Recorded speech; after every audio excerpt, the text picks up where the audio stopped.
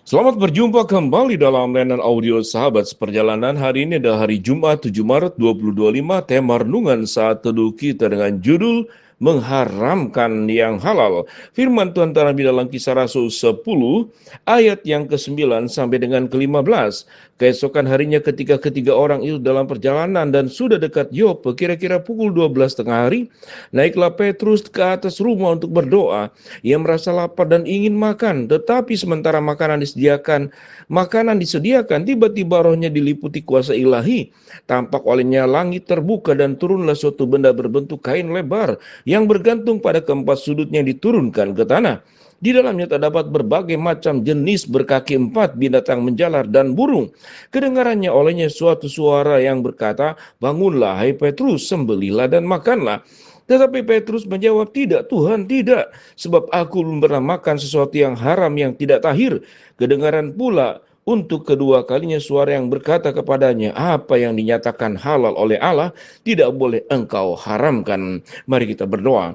Bapa yang di dalam surga, kami ingin belajar mendengar firman Tuhan di dalam sebuah firman yang progresif, memahami kebenaran firman Allah dengan secara setia, seturut dengan kehendak Tuhan.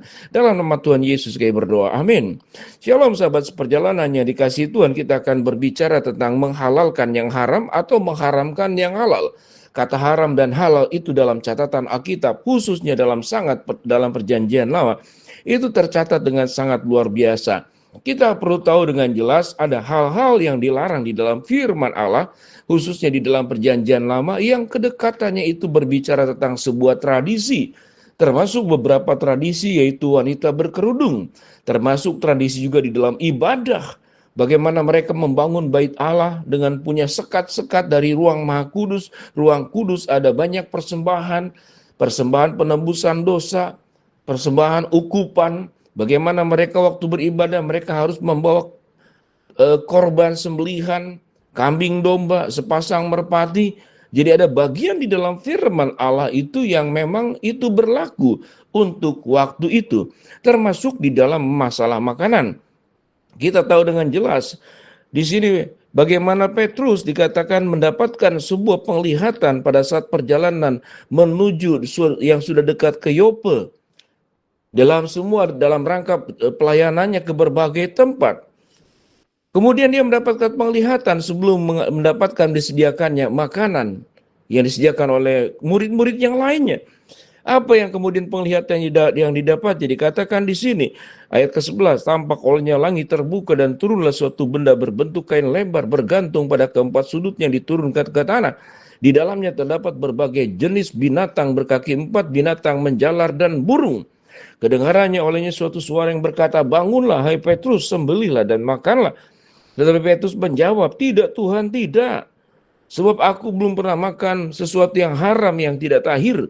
Kedengarannya pula untuk kedua kalinya suara yang berkata kepadanya, "Apa yang dinyatakan halal oleh Allah, tidak boleh engkau nyatakan haram."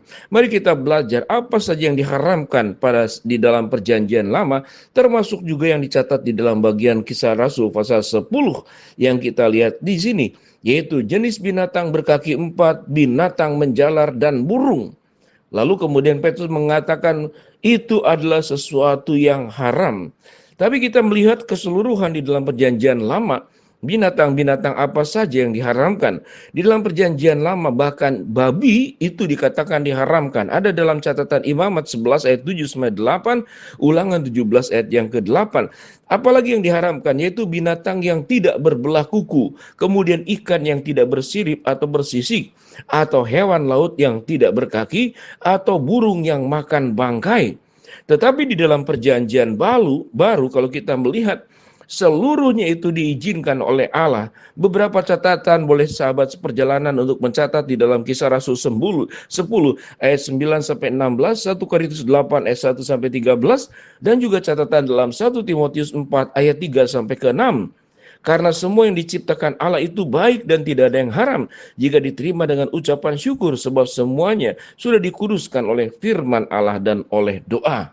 Pada bagian ini kita melihat ada sesuatu yang progresif. Ada yang berlaku karena situasi di zaman terdahulu itu Memang ada budaya yang kemudian diambil budaya itu sebagai sesuatu yang diwajibkan dan diharuskan pada waktu itu. Tetapi kita melihat di dalam progresi perjalanannya, ada yang kemudian yang dilarang pada waktu terdahulu, kemudian di kemudian hari itu adalah diizinkan. Saat ini kita beribadah tidak perlu membawa kambing domba, burung merpati. Kita bisa beribadah yang firman Tuhan katakan persembahan yang terbaik itu apa? Yaitu mempersembahkan persembahan hidup. Termasuk juga perpuluhan. Di dalam perjanjian lama perpuluhan itu dicatat. Tetapi di dalam perjanjian baru esensinya kemudian diperdalam dengan jauh lebih mendalam. Berbicara tidak hanya berbicara tentang perpuluhan, tetapi penekanannya adalah persembahkanlah tubuhmu sebagai persembahan yang hidup, yang kudus, dan yang berkenan kepada Allah. Itu adalah ibadahmu yang sejati. Dan janganlah kamu menjadi serupa dengan dunia ini, tetapi berubahlah oleh pembaharuan budimu, sehingga kamu dapat membedakan manakah kehendak Allah yang baik dan yang sempurna. Roma 12 ayat 1 dan kedua. Apakah seakan-akan Tuhan ini adalah tidak berprinsip atau pelin-pelan atau kemudian tidak konsisten? Tidak demikian. Inilah Tuhan yang maha ajaib, maha yang luar biasa. Kalau kita melihat mungkin di zaman terdahulu ada makanan-makanan yang dilarang, itu berkenaan juga mungkin dengan kesehatan atau berkenaan dengan aspek-aspek yang lain. Kalau kita belajar di dalam seluruh perjalanan hidup yang ada, sebagaimana orang tua tatkala mencintai anak-anak, mencintai kita, ada sesuatu yang seakan-akan kontradiktif satu dengan yang lain, tetapi kemudian diizinkan di kemudian hari. Kita tahu dengan jelas hal yang sangat sederhana sewaktu kecil, jam 6 sebelum matahari terbenam, masih kecil kita harus ada di dalam rumah. Tapi setelah kita proses menjadi dewasa, kita tidak lagi diatur oleh orang tua harus pulang jam berapa. Jadi ada progresif dan tentu itu adalah kedaulatan dan kewenangan Tuhan yang sepenuhnya, hak prerogatif Tuhan yang sepenuhnya. Tugas kita sebagai anak-anak Tuhan adalah taat. Apa yang dimaksud dengan taat? Yaitu kita jangan mengharamkan sesuatu yang dihalalkan Allah dan juga jangan kemudian menghalalkan sesuatu yang diharamkan oleh Allah. Atau jangan melakukan sesuatu yang dianggap berdosa oleh Tuhan dan juga jangan membuat sesuatu yang menurut Tuhan itu tidak apa-apa, kita buat juga sebagai sesuatu yang berdosa. Menambahkan hukum-hukum baru, itu namanya mengharamkan sesuatu yang halal. Itu yang dimaksud dengan ahli Taurat yang menambahkan aturan-aturan baru. Mari kita belajar menjadi anak-anak Tuhan. Jangan mengharamkan sesuatu yang dihalalkan oleh Allah dan jangan juga menghalalkan sesuatu yang diharamkan oleh Tuhan. Biarlah kita hidup secara bijaksana. Kalau kita melihat Rasul Paulus berkata, makanan tidak akan membuat kita lebih dekat kepada Tuhan atau menjauh kepada Tuhan. Tapi jika dengan makanan itu kemudian membuat orang lain tersandung, maka berhentilah untuk makan makanan tertentu. Namun di aspek lain, sahabat seperjalanan, makanan tentu tujuannya adalah untuk kesehatan buat kita semua. Ada hal yang disebutnya haram. Haram itu adalah kerakusan. Kalau makan rakus, segala sesuatu dimakan. Ada juga orang yang tidak mau makan. Ada penyakit tertentu, dia mengeluarkan makanan yang dimakannya, kemudian dimuntahkan kembali. Maka tindakan-tindakan begitu, tindakan yang tidak proporsional, tidak menghargai tubuh sebagai bait Roh Kudus. Mari kita menghargai. Jangan menghalalkan apa yang diharamkan oleh Allah dan jangan mengharamkan apa yang dihalalkan oleh Allah.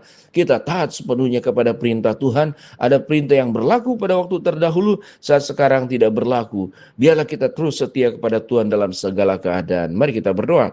Bapa dalam surga, hamba mau berdoa buat sahabat seperjalanan yang sakit, Tuhan jamah sembuhkan. Sahabat seperjalanan yang sedang menghadapi masalah, Tuhan bukakan jalan. Sahabat seperjalanan yang sedang berdoa mengharapkan sesuatu, Tuhan kabulkan dengan waktu dan cara Tuhan yang terbaik. Dalam nama Tuhan Yesus kami berdoa. Amin.